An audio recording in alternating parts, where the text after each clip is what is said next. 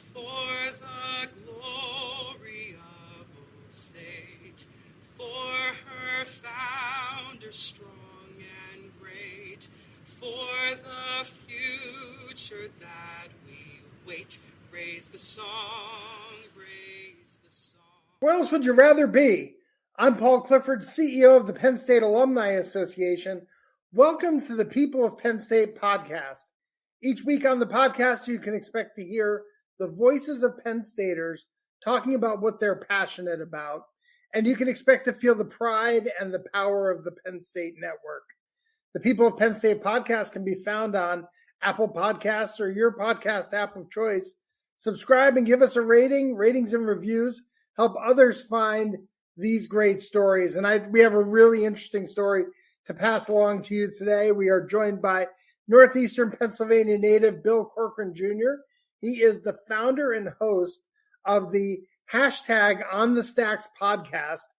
Since its inception in 2020, the podcast has ranked in the top 2% of podcasts worldwide, with thousands of listeners in 34 countries and reaching all 7 continents. We're definitely asking Bill about his listener in Antarctica. Bill's an outside-the-box thinker and creator, always trying new things to stand out from the crowd.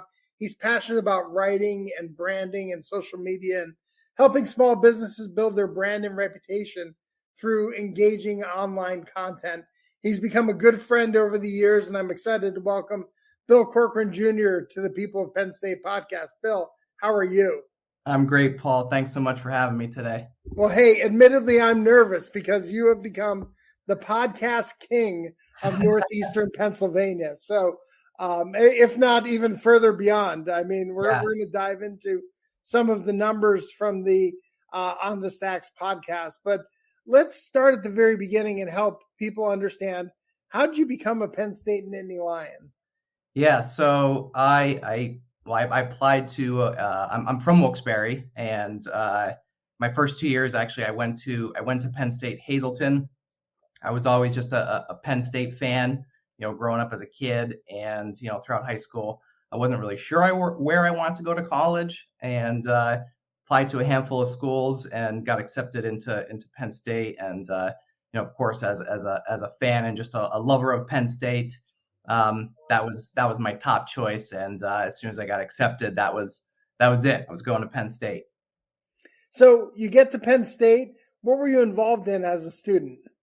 Yeah, so at Penn State Hazleton, I was involved with the student government organization. I actually, first was just a regular member of the club, and then eventually became president or a vice president of the organization. So when you came to Penn State, kind of what did you study at Penn State, and what did you want to pursue as a career? Yeah, so it's kind of funny, when I first went to college, I didn't know what I wanted to do, really. I didn't know. I really had no idea. A slight idea, I guess I'll say. I felt I was a good writer in high school. I had a great English teacher, and he encouraged me in high school, that hey, maybe pursue a career in some type of writing. And when I first started, I think I maybe took a journalism class, I don't know, either my freshman or sophomore year, and realized, well, I like writing, but I didn't really want to be a journalist, maybe writing for a newspaper or something like that. And then I ended up switching to public relations, which is still obviously communications and in the writing world. And so that's what I ended up majoring in was public relations. And I really enjoyed just writing and just being creative and just all that stuff in general. And then out of school, you went into the family printing business? Yep. Yeah. So first off, out of school, though, my first real job, I worked for Verizon Wireless in Wilkes-barre. I worked as a sales rep in their retail store in Wilkes-barre. And I also always just thought I maybe would get into sales, though, too. I feel like public relations and sales are kind of somewhat closely related, both a little bit persuasive, if you want to say. So so my first year out of college, I worked for Verizon Wireless. Still kind of really even unsure what I want to even do professionally. But I got that job as a sales rep, and it was a great first job right out of college, and I did well. And after about a year or so, I just didn't feel like I fit in with the culture of the company, and just wasn't. At first I thought like, hey, I could maybe make a long time career out of this and move my way up. And I was in retail sales, and then I want to maybe get into the outside sales, like the business to business side of the company. Then I ran into, I guess, like some political hurdles, as you would say, in the corporate world. And then I think at that point, in a very short amount of time of just 1 year, I realized that the corporate world isn't for me. And at that point, that's when I then, spoke with my dad, and we, formed a plan for me to join the family printing and packaging company, which we worked on that for a few months and figured out a path for me. And then I joined my family printing business, Corcoran Printing, as an outside sales rep.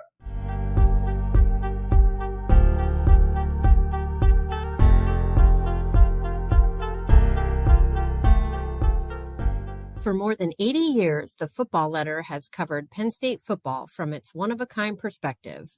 1932 graduate Ridge Riley originated the letter in 1938 to give Penn Staters a unique, alum-to-alum account of each football game. John Black, class of 1962, carried on that tradition from 1976 through 2021, providing weekly perspective, historical context, and memorable moments as part of this benefit of Penn State Alumni Association membership. Complete with a game story, insights, stats, game photos and videos, alumni news, and updates on other Penn State sports, you can receive this in-depth account of every football game during the fall by becoming a member of the Alumni Association. Visit alumni.psu.edu/join to become a member today and get access to the football letter and a variety of other membership benefits.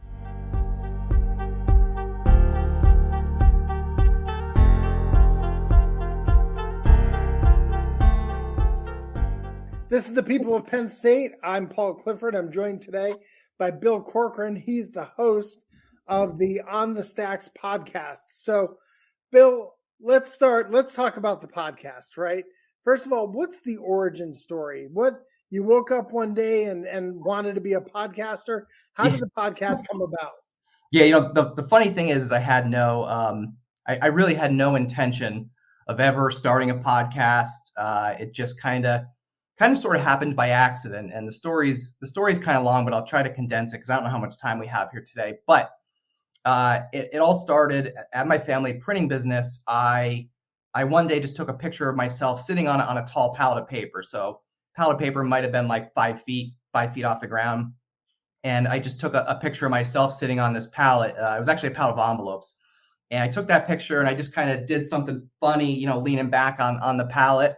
And I just posted it on social media as just kind of, it was just like just a funny, kind of self-promo thing for myself and the printing company. And I posted that and it got a lot of engagement. And, me as the salesperson, PR guy, marketing, branding guy, I saw the engagement and everything that I got. And I'm like, well, maybe I'll post like another one of these photos. So I did that. I did another one, but, similar, something a little different. And people just seemed to take interest in it. And they thought it was cool and funny and whatever else. I don't know, but people just took an interest in it. So, if I just took an interest in it too, then because people, thought it was interesting. So at that point, somebody had asked me like, hey, someone sent me a message and people were commenting saying, hey, how can I come do this? How can I get a photo? And the one that stuck out to me was actually one of my old sales managers, Mark, from Verizon Wireless. And he sent me a private message and said in his exact words, and this is where the name comes from too, so I got to give him a little credit. The exact words he said was, hey, how can I come jump on dem stacks with you? So the funny part of the whole name On the Stacks and all the origin is, we actually at the printing company, we don't call pallets of paper stacks. In our industry or just in general in our business, they're just pallets of paper to us. It's nothing special. It's just a large volume of paper. And so when he sent me that message and said, "Can I come jump on them stacks and get a photo with you?" I thought he was joking, but I was like, "Are you serious?" And he's like, "Yeah, like I'd love to come do it. And I'd love to just, let's get lunch and catch up. It's been a while." So I took him up on it, and he came in, and once him and I, he came in and we just took one photo, like selfie style on the stacks. And I started calling them stacks because other people started calling them stacks. And once I posted that photo of myself and Mark, it just kind of like the floodgates opened up in terms of just anyone and everyone just wanting to come get their picture as if I was like some sort of celebrity or something. And believe me, I'm not. I just thought it was just something fun and interesting. And I just posted the photo with Mark, and it kind of just blew up, within my social media following on Facebook and Instagram. And so at that point, I just kept it going. Like I told everybody yes. And I literally built, like I had like 100 people on a list after a couple of weeks of posting them, and people of just all different backgrounds want to come get their photo sitting on the stacks. And I just told everybody yes. And I don't think I told anybody no. I told everybody yes, but I was only like doing one a week. I would just take one photo a week with somebody, just one person, the two of us sitting on the pallet of paper. And each week I would just post that photo across my social media, Facebook, Instagram, and LinkedIn. And I would just post and say, "Hey, this is Paul. Paul is the CEO of the Penn State Alumni Association. Here's what he does." And I would just put a couple real short sentences, about what the person sitting next to me in the photo, about what they did. But that's all that it was. It was just at first, it was just like one or two photos. And then a good friend, professional photographer friend of mine, Darren Elias, he entered the picture, no pun intended. And he said, "Hey, Bill, like, how about I take a couple of these for you?" So he offered to do a few for free once it started to become a little bit more serious as just this little social media thing. And he came in, and then, so then the photo game, kind of upped the game a little bit in terms of the photo quality, because he started taking them. And then a year goes by of just posting those photos once a week of just me and another person, a small description, to, one day people started saying, "Hey, we need to hear more. We need to learn more. We want to know who these people are. We want to know their stories. We want to know more about them other than the 3 sentences that you gave us here in the description." So I thought about it. People suggested a podcast, a video YouTube show. And at the time I didn't have many resources, really know much about anything of either of the two. And I just, on a whim, just decided I'll start a podcast. And at this point, I had already been calling this social media thing that I was doing. I'd already named it On the Stacks from what Mark said, Dem Stacks. So I took his words and named it #OnTheStacks. And I put the hashtag in front of it.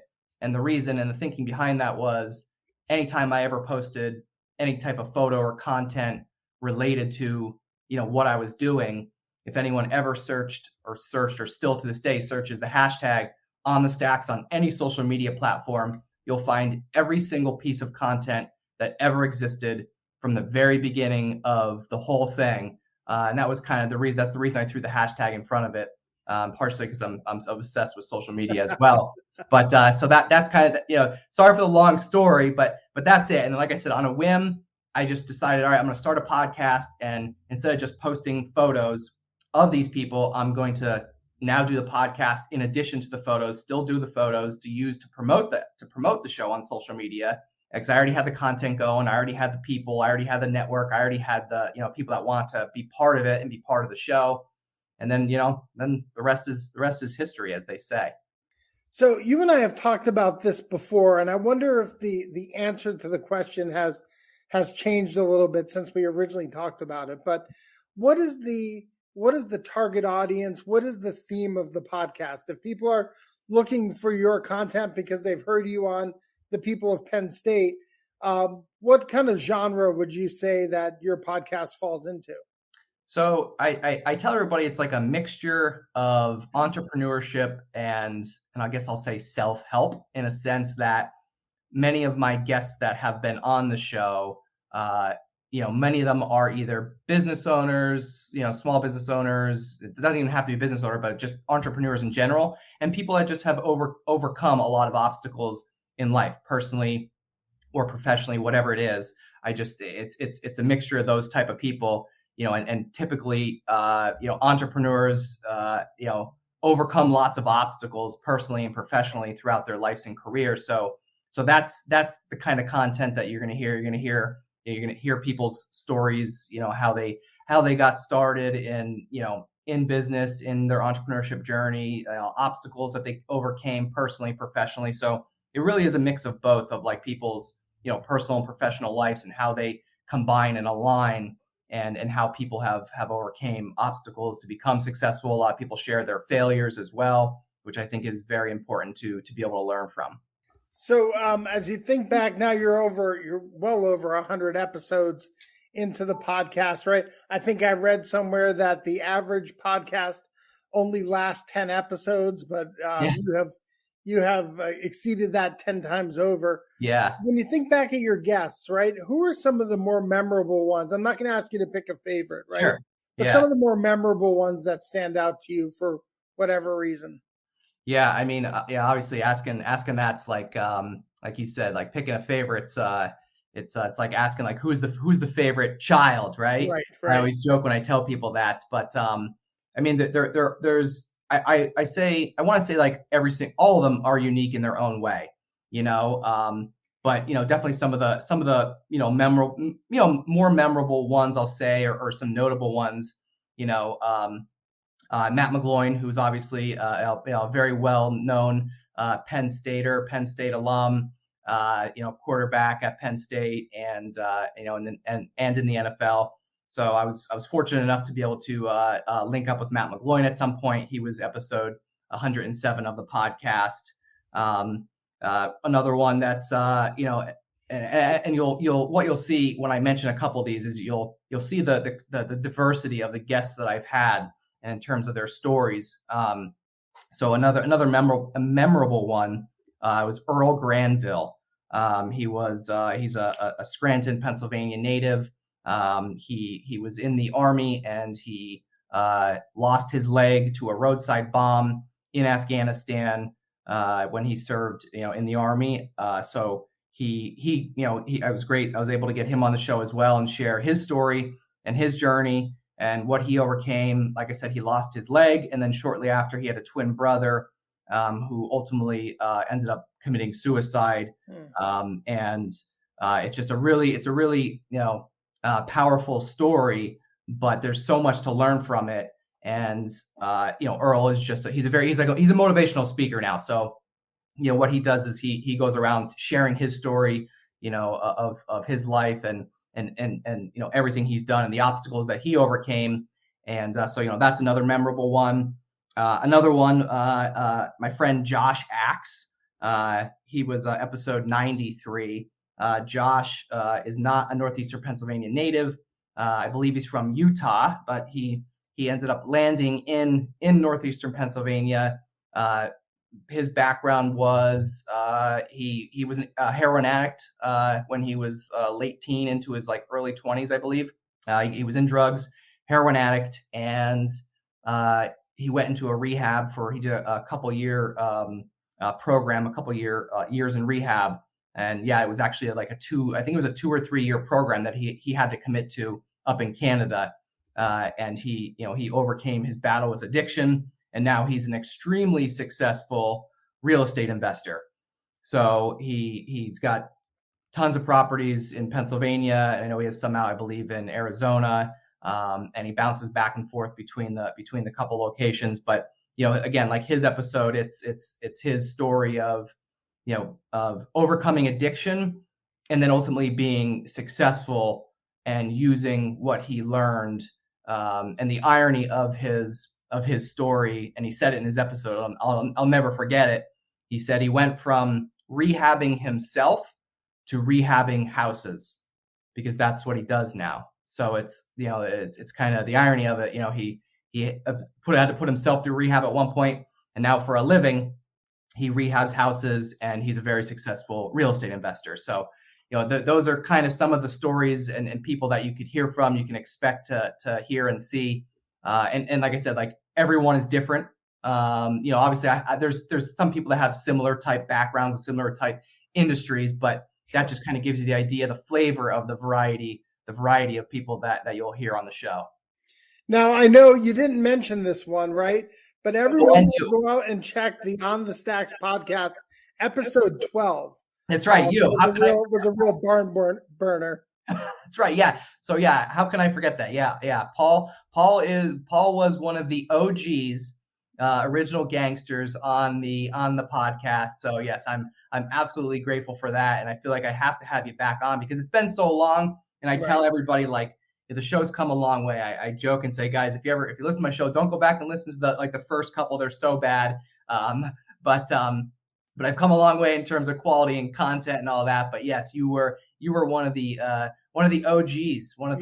I was before video for sure, right? Like we just we did it on Zoom, but we just stripped the audio out of it, right? Right. Yeah. So at that time, and for the first 100 episodes of the show, which was 2 years of the show, it was just audio only. Right. So for the first 2 years, it was just audio, and then at episode 100, I introduced the full video show, and the audio show still exists as is too. So you can listen or watch, whichever you prefer. So the On the Stacks podcast has just blown up, right? It went from photos to helping people tell their story to now a partnership that you have with the Times Leader Media Group and some other things that are brewing in the background. Talk a little bit about that partnership and how that's helped you to expand your reach. Yeah. So a few months back, the Times Leader had reached out to me and they said, hey, Bill, we love what you're doing. We love your content. We think that our audience would also be interested and would probably consume your content, and we'd like to form some type of partnership, like a streaming distribution, we'll call it. Sure. A streaming partnership with you to have an additional streaming or hosting platform for your show. So of course I said yes. We met, we just talked about some minor details. And basically what it is if you go to timesleader.com/onthestacks, they have a landing page built out right on their website that's just solely dedicated to my podcast, and all the content lives on there, both audio and video, all behind the scenes type stuff as well. Any other type of content that I upload through YouTube is also hosted right there on their website. So yeah, it's just a real win-win for both of us, for me and for them. For them, they're able to provide their audience with a whole new form of content, and then for me, I'm now getting the exposure of their audience, which their website, they have like millions of hits every week on their website. So so for me, it's obviously it's traffic, it's more listeners, readership, downloads, whatever you want to call it these days. Sure. But yeah, so we have a great partnership with the Times Leader, and it's going great. I'm really excited about it. That's awesome. You also continue to grow physically, right? I mean, you started in a back room at your family's printing business, right? Where you were modifying things, to now you have your own standalone commercial office space, the world headquarters of the On the Stacks podcast in Kingston, Pennsylvania. Talk a little bit about the impetus to moving it off site and kind of building your own studios. Yeah. So if you're just joining at this point of the show, I am actually in my studio right now. All my equipment is in front of me, so you can't see all my mics and cameras and everything. But yeah, so I had been, I think after having a few of my real estate friends, Josh Axe as one of them, and then my other friend, Alan Klein, who's a real estate agent and also a real estate investor. I had a few real estate individuals on my show, and I had learned about the power of real estate and being able to earn passive income through real estate. And I thought, well, hey, this could maybe be something that I might be interested in down the road. So just from having them on the show and learning about real estate and what they've been able to achieve with it, it kind of gave me the bug in real estate. So I had been planning for a while before purchasing this building that I'm in Kingston. I had been planning for a while to get into real estate, as a real estate investor, whether it be residential or commercial. I'd kind of been back and forth, but then once this property came up, my friend Alan Klein, who was also, like I said, on my podcast as a guest, I had him as my realtor looking for some rental properties, and this commercial building came up, and it was, I'll say, inexpensive. I'll say it was like it was like a really good deal, I'll say, and it made sense. So it just made sense that I was out of space in my current studio. It was so small to the point that you could barely even walk in the studio. As soon as you walked in the door, you had to tiptoe and like do a limbo. I used to tell everybody you had to do a limbo just to get to your seat, because you had to like get through all the tripods, and it was like a maze. But yeah, so I ended up finding this building in Kingston, which is a 5-minute drive from the office at Corcoran Printing, just over the river. And so yeah, so I found this building, and as soon as it came on the market, I think I was probably the first person to look at it, and it was perfect. It fit the needs. It's not a humongous building. It's enough that I'm able to have the podcast studio. There's a small office in one of the other parts of the building, and then another area where actually I did, and I know you're probably going to ask, I did bring the stacks with me. The stacks are here, and they're in another room. So I did continue that. But yeah, so this it was a big move, a major move, and on two fronts. Number one, it was obviously my first real estate investment, we'll say, and on that front, and then also obviously serving as the new podcast studio headquarters and all that, to be able to grow and be able to build out more content and just have a place of my own with some more space in the future to grow.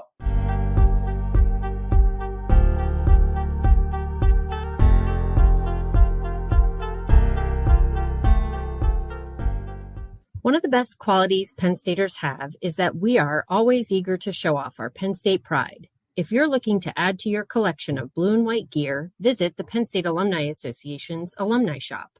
Choose from apparel for everyone in your family, as well as great gift items, including lion-themed accessories for your home, auto, or office. Other items available include tailgate accessories, drinkware, specialty apparel, and more. If you're a member of the Alumni Association, you also get 10% off and free shipping on all purchases through the shop. Start your order today by visiting psu.shoptruespirit.com.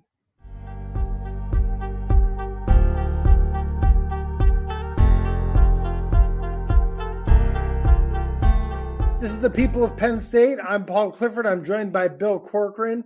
He's the host of the hashtag OnTheStacks Podcast. You can see some of the photos and images of the work that he has been doing on the podcast, kind of the origination story, if you will. But so, Bill, at the end of each podcast, we like to have a little bit of fun here. Okay. But before we get to our lightning round, I want to ask you to tell the story of how you and I met. Oh boy. Yeah. How much time do we have? Because I'll have to condense it. No, it's like, take 5 minutes. Yeah. Okay. Well, I'm going to try to condense it because I feel like every time I tell the story, I always tell a real long form. Sure. So I can't remember. Geez, it was probably like 2016 or something. And it was in the fall, or no, I'm sorry. It was 2015 or 16. It was in the summer. And the reason I remember it was like I went to the Philadelphia 76ers draft party, right, in Philly, with at the time it was my girlfriend, and went there. We went to the draft party, spent the night in Philly, at the hotel we were staying at. Paul and I didn't know each other at this point. Paul was also either at the same hotel or there was some sort of alumni event or something going on at the hotel that we had been staying at. So, we were heading back to our hotel, and I bumped into Paul at the hotel, and Paul's wearing a Penn State bow tie. And again, I did no clue who he was. And as any Penn Stater would do, you just immediately make conversation with anybody wearing any type of Penn State apparel. Doesn't matter what it is. You just immediately, even total strangers in a place you've never been, you just make conversation, because I think that's what we do. So I immediately struck up a conversation with Paul. I complimented him on his bow tie, asked if he was a fan, and he immediately, said, "Hey, I work for the university." And he was so humbled. I'll never forget. He was very humble about it, and almost to the point where he almost didn't really want to say what his title was. And he just said, "I work for the university." And so I prodded a little more. I said, "Oh, what do you do?" "I graduated there." I said, "Well, what do you do?" And then he said, I'm the CEO of the Alumni Association." I'm like, "Oh, wow. Okay. That's kind of a big deal. And that's pretty cool. Great to meet you." And it was a real short conversation. We were just kind of in passing, both going on our separate ways.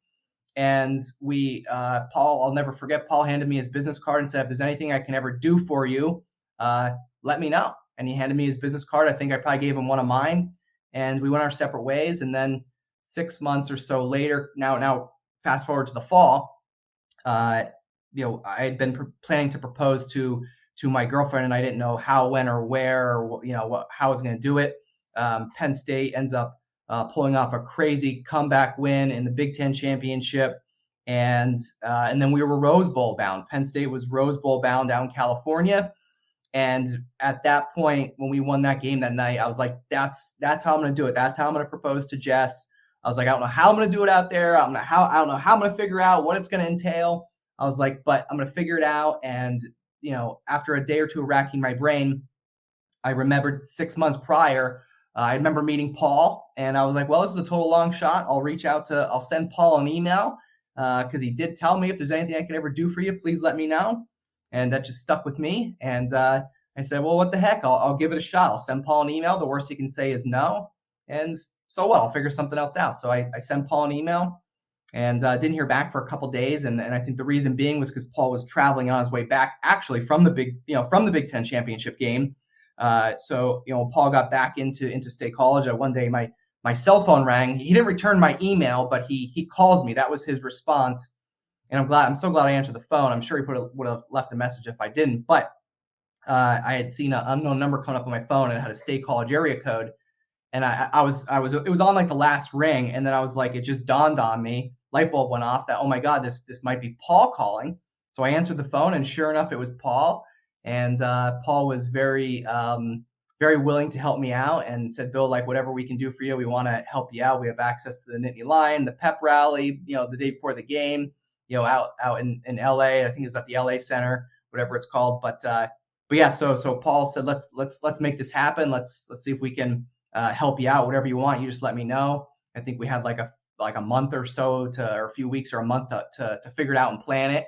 And Paul and I came up with this elaborate scheme, and I came up with a half lie to my wife that I was meeting an old Penn State friend who got us VIP tickets to this pep rally, and the plan with Paul was to propose to my wife, my now wife Jess, was to propose to her on the stage at the pep rally the day before the game. And of course there were thousands of people there, so we met up with Paul the day before, and Paul gave us the VIP tickets, and then we just kind of went our separate ways. And then when we got there, Paul said, "Hey, I'll meet you up and I'll give you a tour." That was the disguise of the plan. Paul was going to give us this tour, backstage tour, and then the backstage tour was us going up on stage, and Nittany Lion was there, and I proposed to Jess right there on stage, and and that's how it all happened. So extremely grateful for Paul and the Penn State Alumni Association, and all the photographers and videographers that also helped in and documented the day. All that was totally unexpected, and obviously pleasantly surprised, and just really grateful for that. Now that we've shared that story, I know I'm going to get 100 emails saying, can you help me with You're this? In trouble now. Yeah. All right, Bill, let's go to the lightning round. Your favorite class at Penn State? My favorite class at Penn State, it had to probably be just one of my senior level PR classes, just really doing, actually working on an actual PR campaign. That was fun, because I really got to do what I was there to do. If you could have anyone on your podcast, who would it be and why? Definitely Elon Musk. I mean, the guy is like, changing the world in all shapes and forms. Brilliant dude. I'm making it a goal to have him on the show. All right. How about your most unusual We Are moment where you either heard a We Are or kind of yelled out a We Are where maybe it was unexpected?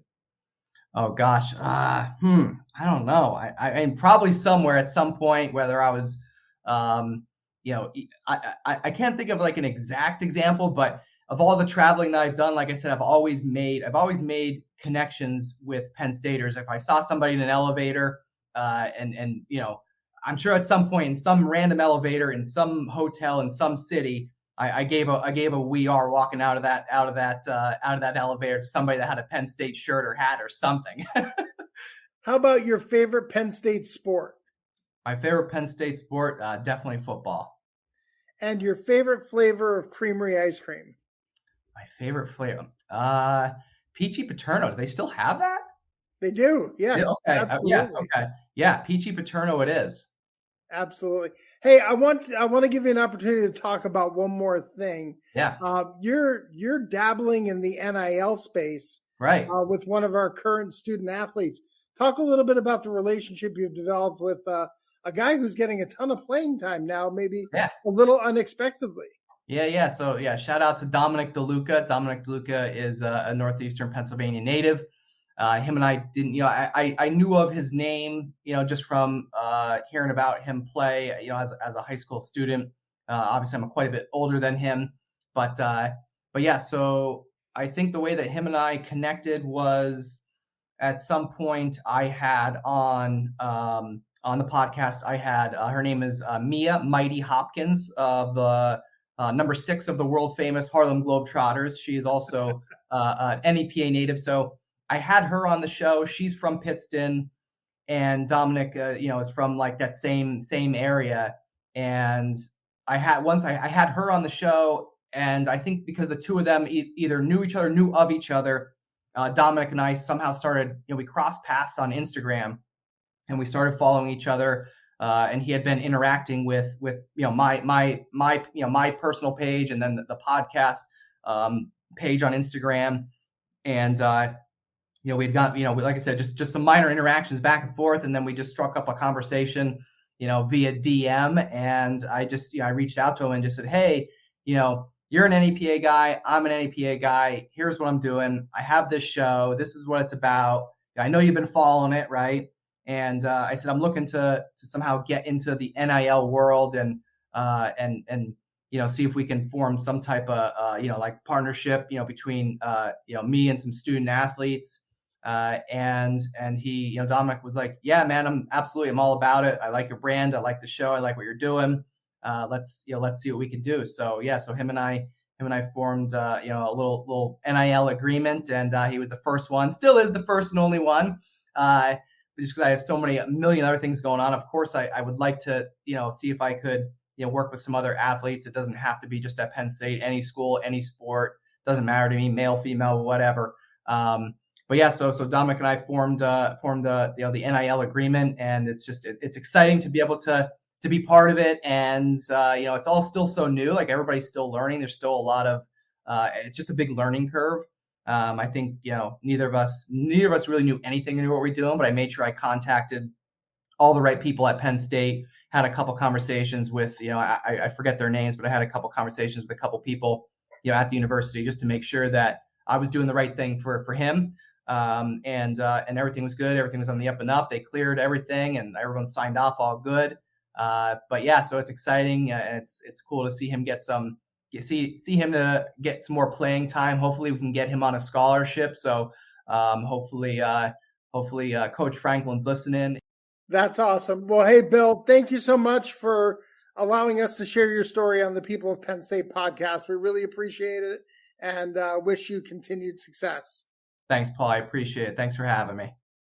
Thanks to our producer, Vince Longaro, and our guest relations coordinator, Mara Ryan. If you like this episode, I hope that you'll subscribe to the People of Penn State podcast in your favorite podcast app of choice. And while you're there, again, give us a rating and drop us a review. Help us spread the word and share the podcast with your friends and fellow Penn Staters. If you're a member of the Penn State Alumni Association, thank you for your support. And if you're not, what are you waiting for? Go to our website at alumni.psu.edu, and you too could become a member of the world's largest alumni association. Thank you for listening and for all you do for the university, for the glory, and for the future. We are... May no act of ours bring shame to one heart that loves thy name. May our lives but swell thy fame. Dear old state, Dear old state.